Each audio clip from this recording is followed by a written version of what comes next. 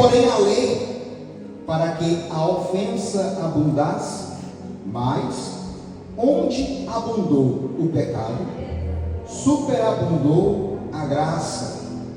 Eu repito a partir do versículo, e os irmãos repetem comigo e nós assentemos. Mas aonde abundou o pecado, vamos mais uma vez. Mas aonde abundou o pecado, assim está glorificando o nome do Santo Jesus. Glorifica a Deus também pelos meus pastores, pastor Edson, Sara Rosemary, ao qual estão na frente desse maravilhoso ministério. Que Deus venha cumprir cada um de vocês com bênçãos. Amém? Eu sempre prego subordinado a um tema, para que eu não venha às vezes me perder em meu raciocínio lógico, porque se me der a oportunidade sem introdução, eu começo com Gênesis e termino no Apocalipse. Glorificado seja o santo nome do Senhor. Vou falar um testemunho aqui rapidão, irmãos. Eu tenho uma experiência muito maravilhosa no serviço com os meus irmãos em Cristo, Vinícius, irmão Cláudio, irmão Delton, quem mais? O Edson Pimentel, às vezes também o pastor. Nós fica comendo Bíblia no serviço. O tempo passa tão rápido que a gente fica preocupado. Será que vai dar tempo de nós concluir o nosso pensamento? O Cláudio trabalha perto de mim, o Vinícius também, o Delta ali, nós fica naquela união de estar falando de Bíblia, né? A gente não tem cansaço na hora do serviço, o tempo passa e a gente querendo desfrutar cada dia mais daquele momento com os nossos irmãos, né? Aí agora eu fundei lá na ABB Church. Todo mundo prega lá agora. Que maravilha, que maravilha. Cláudio vem com versículo e capítulo, Del também vem Vinícius também, e a maravilha do Senhor ali, né? O Espírito Santo nos renovando a cada dia mais. Então a introdução a qual eu prego é graça inefável de Deus. Romanos capítulo 5, versículo 20 vai dizer: veio porém a lei para que a ofensa abundasse, mas aonde abundou? O que é abundar? Abundar é estar cheio, mas não transbordante. É estar cheio de concupiscências, iniquidades, pecados, aquilo que afasta nós do Senhor. Mas Paulo continua escrevendo a carta ao Romano dizendo, vírgula, mas superabundou a graça. Aquilo que vem a esconder ou tirar aquilo que é sujo de ti tem que ser maior. Vou repetir mais uma vez. Aquilo para limpar o pecado, para limpar a iniquidade, tem que ser maior, não pode abundar, tem que superabundar. É uma quantidade ilimitada que precede os nossos conhecimentos. Então Paulo vai dizer, aonde abundou esse pecado, que diante de ti antes estava a ira de Deus, superabundou a graça, uniu a graça que é é ilimitada, a graça que supera, não há medidas para medir, a graça de Deus em tua vida fez em ti a união com o Pai, intermediador Cristo Jesus. Por quê? Porque a graça é propriamente dita Jesus Cristo. 2 Coríntios capítulo 8, versículo 9 diz assim: porque já conheceis a graça de nosso Senhor Jesus Cristo, que sendo rico por amor de vós, se fez pobre, para que pela sua pobreza enriquecesseis. Pela graça do Senhor, o Espírito Santo levanta Paulo, e Paulo foi o maior instrumento humano da graça de Deus. Por ele o Evangelho de Cristo foi expandido para todo mundo, evangelizando judeus, gregos, romanos e até soldados romanos evangelizaram pela graça do nosso Senhor. A graça, em sua mais completa definição, é um favor imerecido de Deus, ao nos dar seu Filho, que oferece a salvação a todos, e dar àqueles que recebem como Salvador pessoal uma graça acrescentada para esta vida e uma esperança futura. Olha como é bom. Aleluia. Às vezes o mundo nos oferece coisas que pode começar e terminar hoje ainda, Pedro. Mas a graça do Senhor não. Ela é para hoje e ainda para coisas futuras. E a graça nos concede várias coisas. E eu peguei alguns tópicos aqui e vou passar para os irmãos. A graça nos concede justificação. Romanos capítulo 3, versículo 29. Sendo justificados gratuitamente por sua graça, mediante a redenção que há em Cristo Jesus. A graça nos concede capacitação. Colossenses capítulo 1, versículo 29. E para cumprir esse propósito, eu me esforço arduamente, lutando conforme o seu poder que opera eficazmente em mim. O que opera em nós? Para que nós possamos lutar a cada dia mais pelo Evangelho de Cristo. A graça dele. Então a graça dele nos capacita.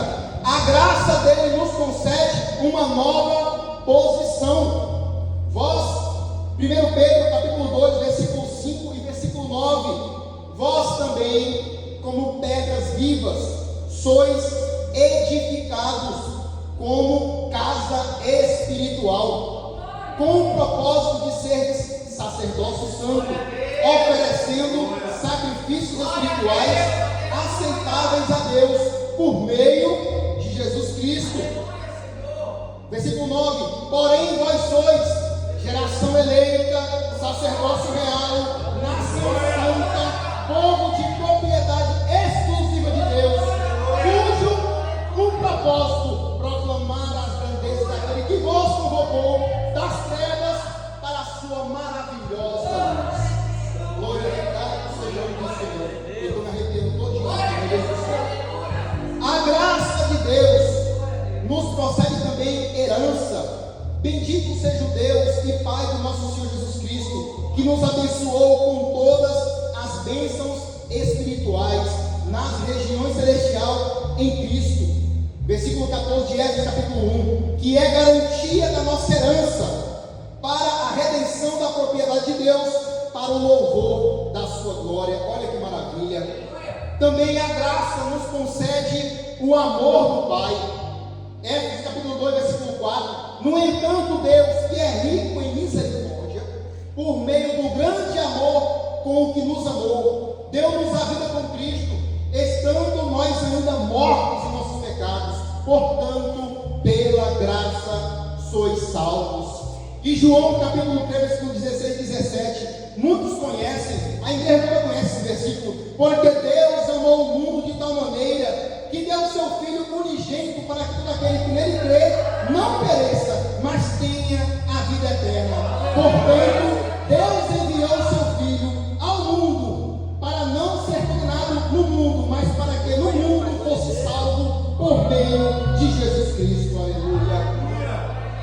Também a graça nos concede a graça dos séculos vindouros. Éfeso capítulo 2, versículo 7, para revelar nas eras vindouras a suprema riqueza da sua graça, por intermédio da sua bondade para conosco em Cristo Jesus. Observe que em tudo o que a graça nos concede tem Cristo intrínseco na graça. Aleluia.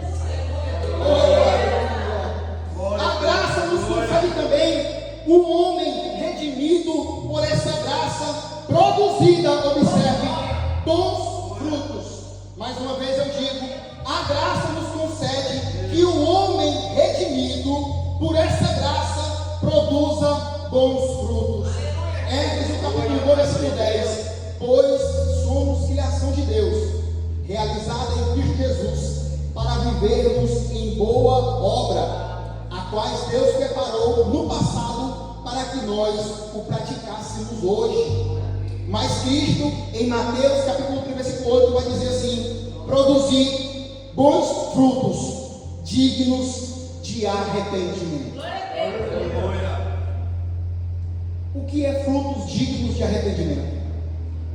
Os frutos de arrependimento não são meramente sentir remorsos, tristezas ou culpa pelo erro cometido, mas sim uma mudança radical na vida. Envolve atitude, abandono de pecado e praticidade na palavra de Deus. testemunhando diante da sociedade através de suas ações. Quando Paulo andava por Éfeso, vinha uma mulher endemoniada e falava bem assim: ali vai, grandes servos de Deus. Mais uma vez Paulo passava e falava assim: ali vai, um grande servo do nosso Senhor Deus. Aleluia. Observe que a Bíblia vai dizer que ela ouvia as pregações de Paulo, que ela não tinha familiaridade com Paulo, ela via. Então, às vezes, o Evangelho em nós, o nosso comportamento também nos identifica que nós andamos segundo o Evangelho de Cristo. Então, o nosso testemunho diante da sociedade também nos revela se somos filhos de Cristo, se andamos segundo a sua graça. Quem me entende, diga amém. Quem está se afogando nessa graça, vive uma vida de boas obras. Aleluia. Porque aonde abundou o pecado, nós nos afogamos na graça do Senhor Jesus Cristo. E vivemos segundo os seus preceitos. Aleluia. Mas essa graça que foi mostrada em Cristo, corporalmente na terra, ela veio desde a fundação do mundo. Porque nós falamos assim: nós vivemos no tempo da graça, mas Jesus já usava de graça desde a fundação do mundo. Porque se não tivesse graça desde a fundação do mundo, o mundo já tinha sido exterminado em Adão e Eva, não teria perdão. Ou então em Noé, quando Deus olhou para a terra e viu que só tinha pecado e iniquidade, destruirei a terra. Mas disse que ele olhou mais uma vez e viu quem? Noé. Olha a graça trabalhando. Mais uma vez ele olhou e falou assim: não é digno, vou destruir mais uma vez. E viu Abraão, o quê? Uma grande nação, em um homem só. Então, para que muitos estudiosos aplicam vários tempos de era em dispensações. Eu não vou fadigar os irmãos, vai ser rapidão aqui. São 7 dispensações. A dispensação da inocência, desde a criação até a queda, o homem era inocente, então dá-se a dispensação da inocência. A dispensação da consciência, após o pecado, o homem tem consciência do que é certo e do que é errado. Aí dá-se o início da dispensação da consciência, que é desde a queda de Adão até o dilúvio em Noé. A dispensação do governo humano, que é desde o dilúvio até o chamado de Abraão. A dispensação da promessa, ou dispensação patriarcal, que é desde Abraão a saída do Egito. Vem a dispensação da lei, que é desde a saída do Egito até a pregação, ou então até a vinda de João. E tem a dispensação da graça, que é desde a pregação de João até a segunda vinda de Cristo. E tem a dispensação do milênio, que é da sua segunda vinda até os novos céus e a nova terra. Então, no momento, a graça já abrange desde o início até a ação dos tempos até agora, mas nós estamos na dispensação plena da graça. Então, foi como minha esposa falou: Cristo veio cumprir a lei, mas ele era a graça encarnada, pastor. Então, para dar mais ênfase nessa graça a qual eu venho falar para os irmãos, Marcos capítulo 5, no versículo 2 vai dizer assim: havia um homem na cidade de Gadara, um homem com espírito imundo, que a sua morada era nos sepulcros, e nem cadeias não conseguia prendê-lo.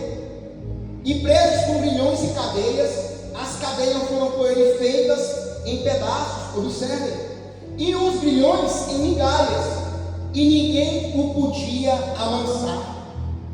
E andava sempre de dia e de noite, clamando pelos montes e pelos sepulcros, e ferindo-se com pedras.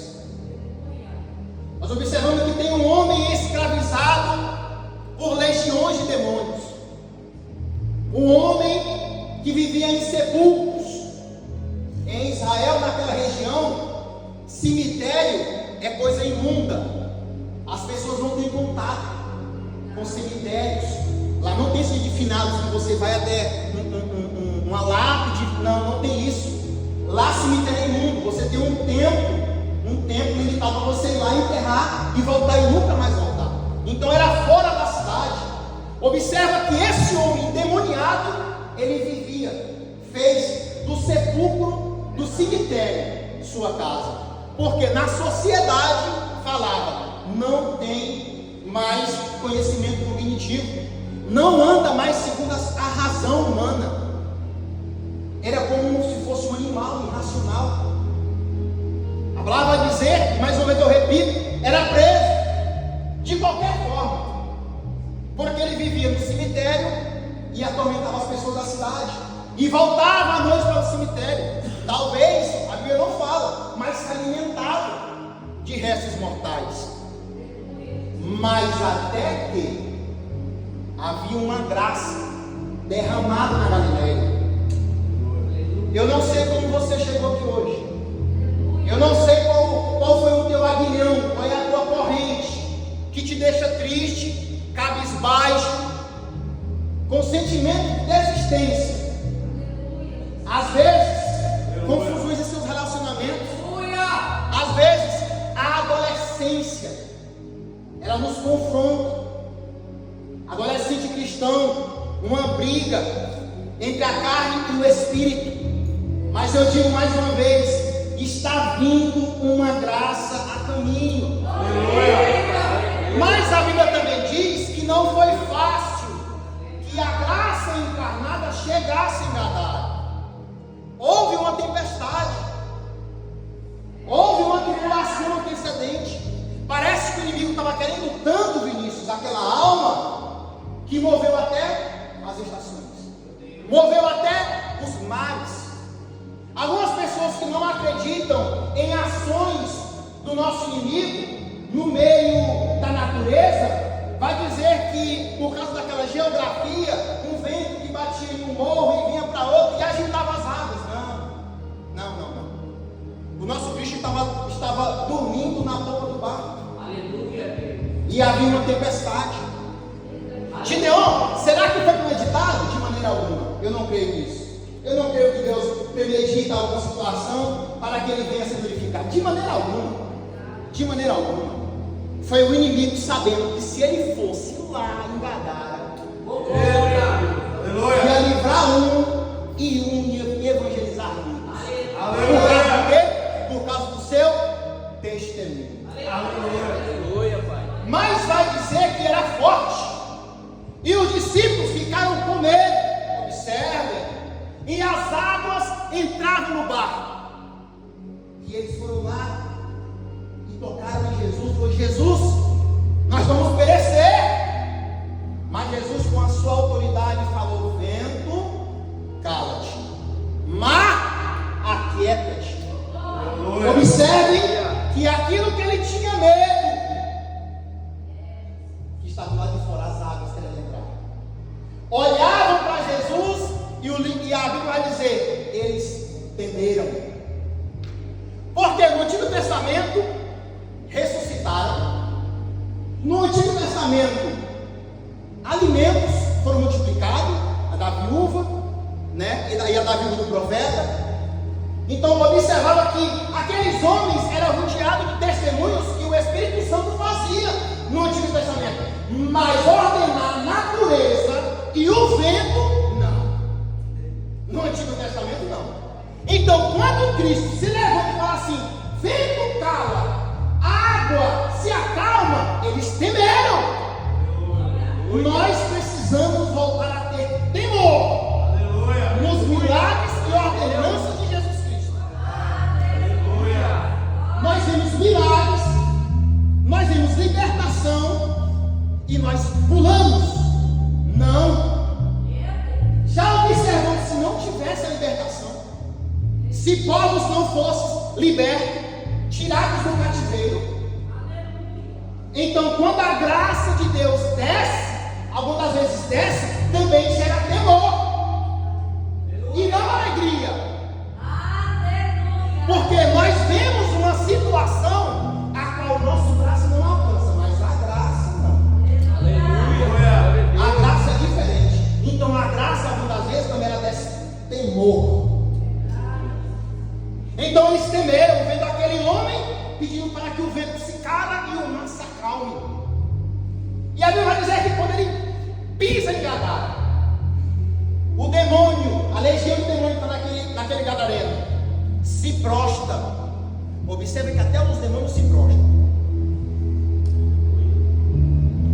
Se prostram e eles já falam logo do seu juízo que viria. Ó Senhor, por que vieste tão cedo nos atormentar?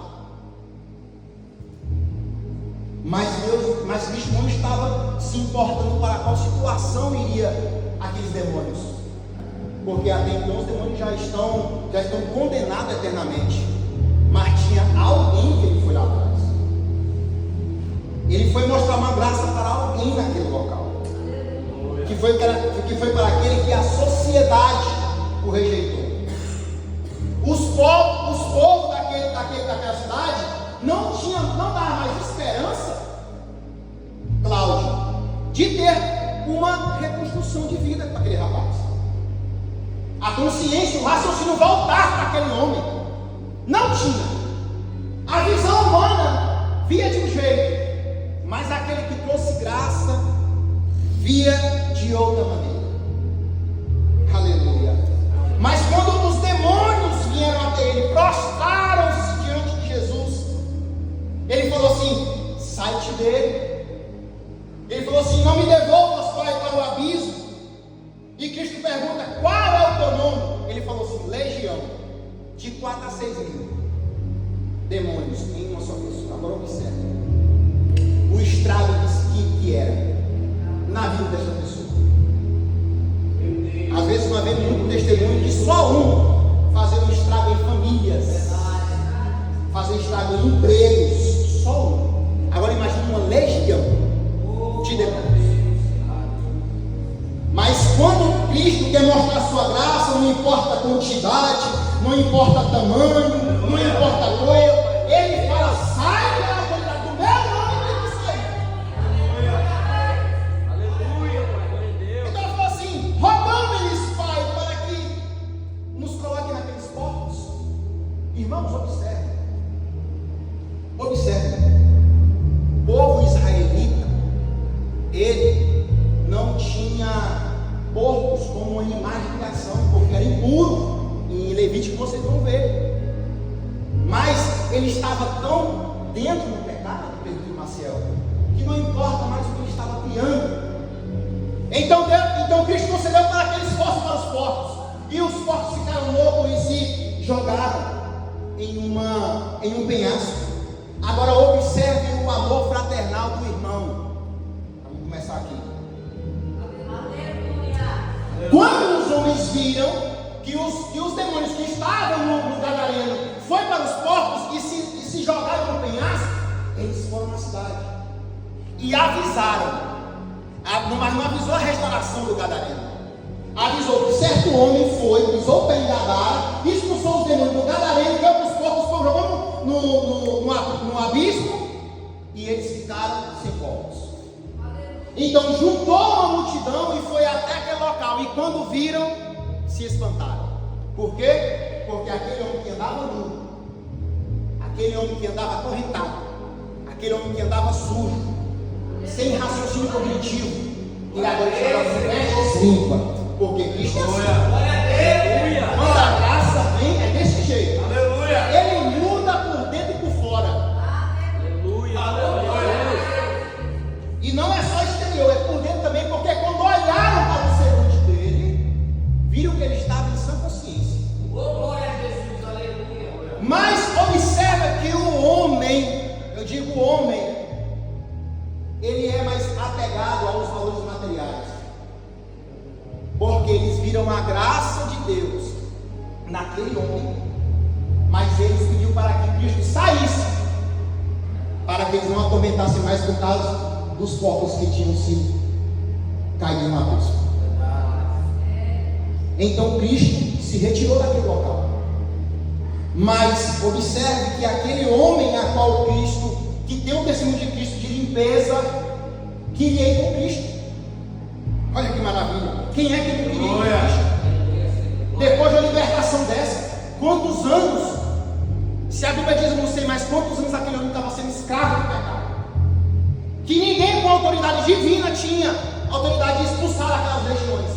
Mas quando Cristo veio e expulsou, trocou suas vestes, é um homem com raciocínio lógico e queria acompanhar Cristo. Mas ele falou assim: não, meu filho, fica, vai ser de testemunho, pregue para os seus pais, seus amigos, sua família, o que a graça fez contigo. Será que nós temos pregado o que a graça fez conosco? Eu faço uma pergunta para ti, você não precisa responder. Aquele local onde era vergonhoso para ti, aquele local onde as pessoas te olhavam e falavam assim: não tem mais jeito,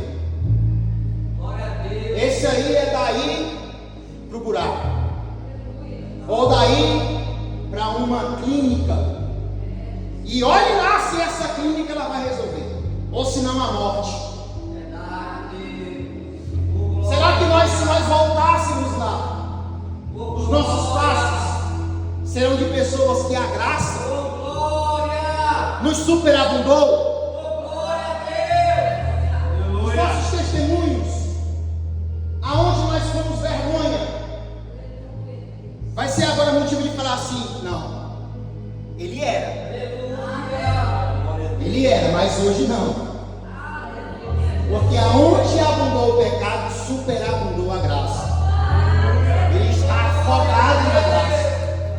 Eu vejo Deus no semblante, eu vejo Deus nas palavras, eu vejo Deus no tratar da esposa, no tratar dos filhos, dos pais, dos amigos.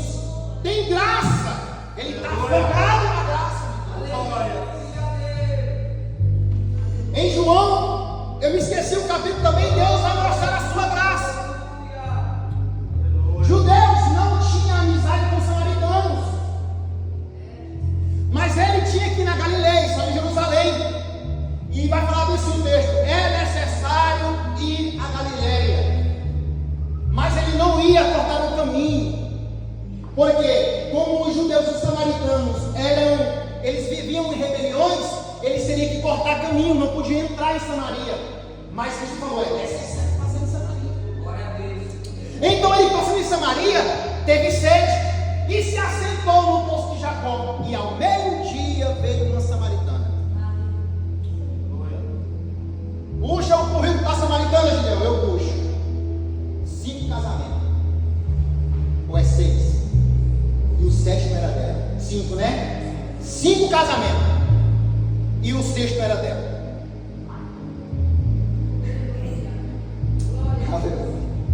Oh, meu Deus do céu. Então Cristo começa uma conversa com essa mulher. Como ela via que ele era judeu, ele falou assim: como tu, judeu, fala com mulher que é samaritana? Ele falou assim: eu estou com sede. Ele falou assim: mas você está com sede, não tem córrega e nem seu próprio balde? Ele falou assim: olha, eu tenho uma água, e se tu beber dessa água, tu nunca terás sede. Ele falou assim: vai dizer que tu é mais importante do que o poço de Jacó? Ele falou assim: não, essa água tu bebe 2 copos, 3 copos e vamos ter sede. Mas a água que eu te der te fará rios de vida. Glória a Deus, aleluia. Agora observe: rios de vida não mata só minha sede, Senhor.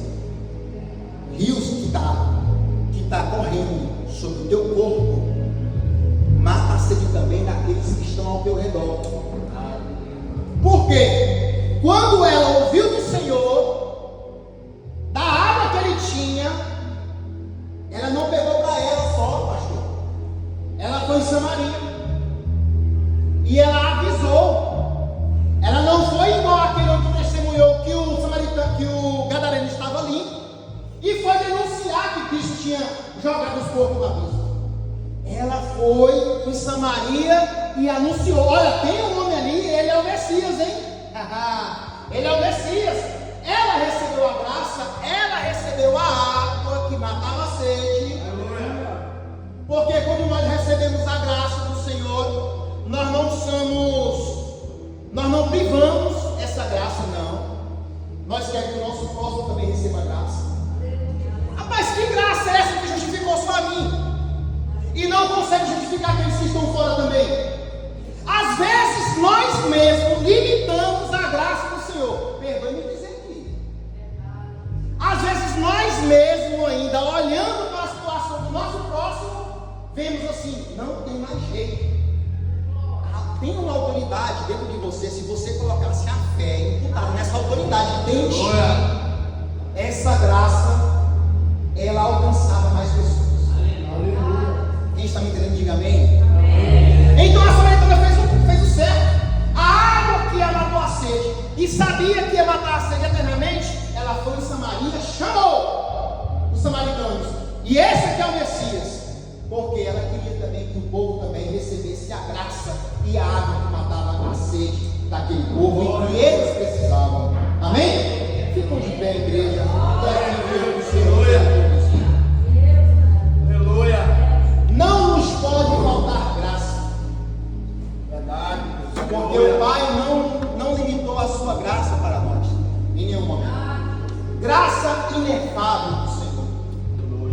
João vai falar assim, uma tal maneira, um amor de tal maneira. Ele tentou expressar aquele amor que estava dentro. Que Deus trouxe o único filho dele. Que graça é essa? Nós não temos resposta. Nós pesquisamos, mas no final sempre vai faltar alguma coisa que nós não conseguimos conciliar. Não é um amor igual do pai para o filho.